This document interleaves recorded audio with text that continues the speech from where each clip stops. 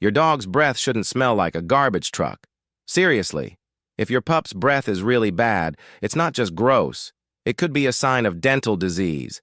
And yep, that can lead to pain, infection, even heart problems. But here's the good news. Brushing your dog's teeth just 2-3 times a week can make a huge difference. Don't want to wrestle with a toothbrush? Try Dental Chews or vet-approved water additives.